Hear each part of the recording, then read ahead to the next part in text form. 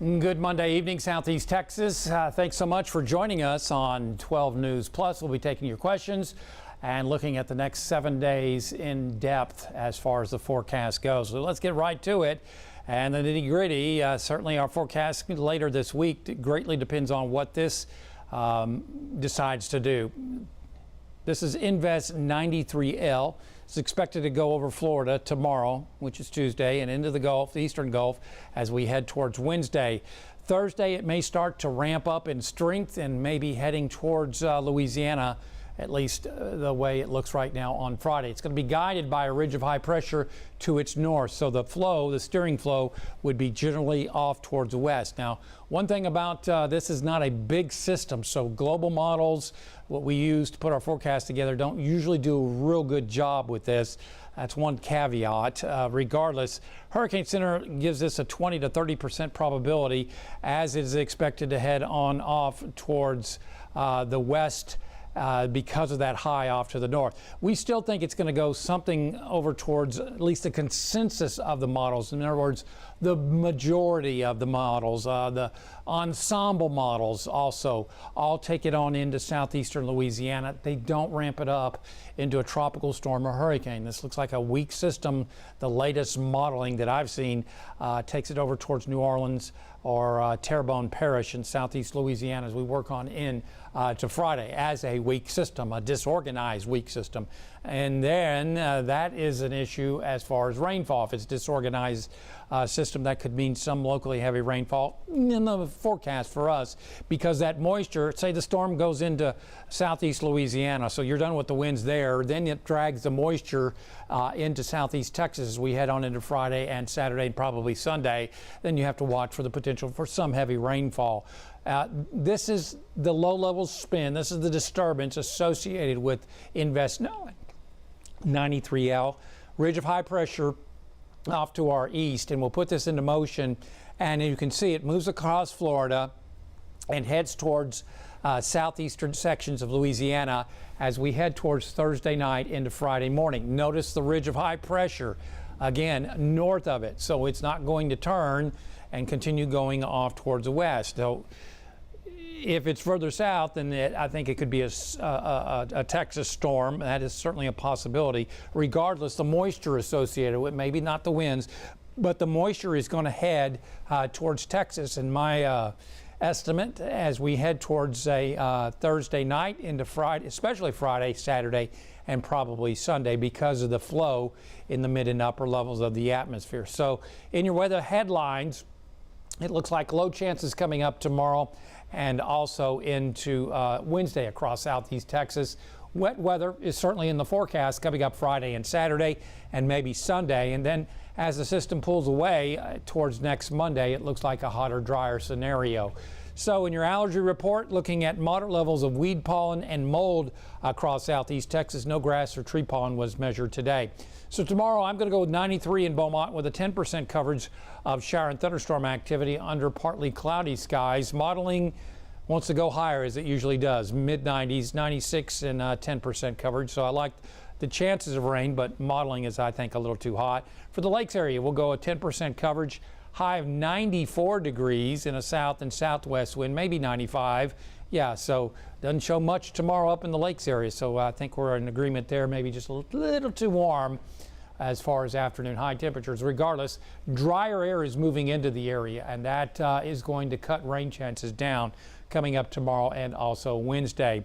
As you can see, in the mid-levels of the atmosphere, we'll say, you could see Tuesday starts really drying out. Same thing on Wednesday. So low chances of rain, even though we have some moisture at the lower levels, but it really starts drying out on Wednesday. So I don't expect much on Tuesday and probably nothing on Wednesday. Then as we head on into Thursday, Friday, Saturday, and Sunday, yeah, the atmosphere is loaded with moisture. So good chance of rain, I think, coming up Friday and Saturday will be our best chances as we work on in through the next 7 days before things start drying out next Monday. So maybe late day Thursday, we start to get some scattered showers. Thursday night, some scattered showers. Friday and Saturday, again, look like the best chances of rain before maybe rain chances are reduced a bit, maybe a 30 to 40% coverage is the way I'm thinking right now. Otherwise, outside right now, we are watching the sea breeze. You can see it delineated right there. That is the sea breeze, and that is where we usually get shower and thunderstorm activity because the flow is directly off the Gulf. See the partly cloudy skies? Yeah, that's the sea breeze. So watch for maybe an isolated shower to develop. It is certainly the case over towards Harris County and Montgomery County, right along that sea breeze right there where the showers and storms are developing. So maybe just an isolated evening shower or thunderstorm as we continue to watch upper level low pressure move on off. We'll see higher pressure behind this coming up as we work on into tomorrow and Wednesday following this upper level low. See the upper level low, see how the clouds are rotating like that. Not too much weather associated with it except on the edges as it heads on in to the mid-Texas coastline. Otherwise, the rains that fell overnight, unfortunately, tremendous flash flooding. The Frio River having serious issues right now as it could be, I believe, cresting around 17 feet around Uvalde. And some of these rainfall, these are radar estimates in the last 24 hours. That's certainly falling into that watershed there.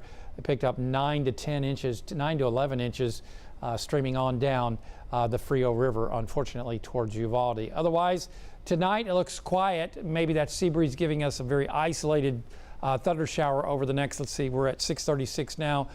Probably the next hour or hour and a half before we lose the sun, and it looks like drier weather overnight. So temperatures, I think, will drop into the lower 70s lakes and into the mid to upper 70s here in the Triangle.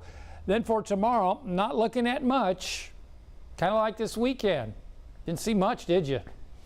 And that's because drier air is filtering on in. We'll give it a 10%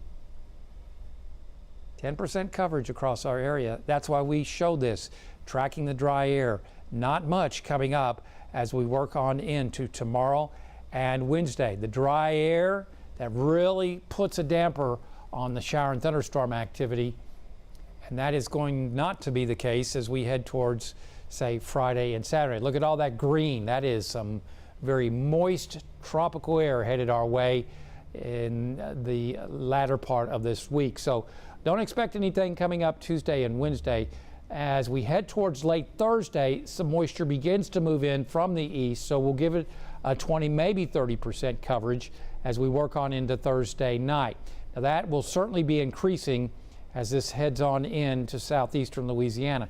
If this doesn't materialize and it doesn't go into Louisiana, then we got a whole different ball game, basically.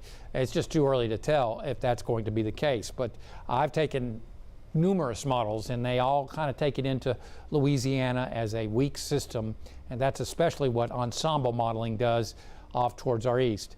Regardless, I think that Friday and Saturday looking wet. I didn't want to go too high in my rain chances just yet because I want to get another day in to see where this does wind up in the eastern Gulf as we head towards Wednesday. So we went with a 50 to 60% coverage coming up on Friday and Saturday, but it could certainly be a lot more as this moisture pulls on off to the west. Not so much the winds, it's the moisture as this weak system moves on off towards the west.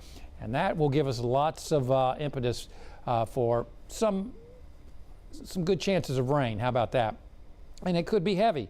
This is going to be a tropical air mass that moves into our area. So, you know, if you get a storm, it's going to bring down some pretty heavy rainfall because the atmosphere is going to be loaded with rainfall. So there's some concerns as far as some flash flooding potential. That's certainly going to be on the table as we head towards Friday and Saturday. Then as we work on in to through the weekend, maybe towards Sunday into Monday, some drier air begins to move in from the west and southwest as this system moves on off to the east and takes all that moisture and green with it. That's the way it looks right now. Again, reviewing, this is not a strong system.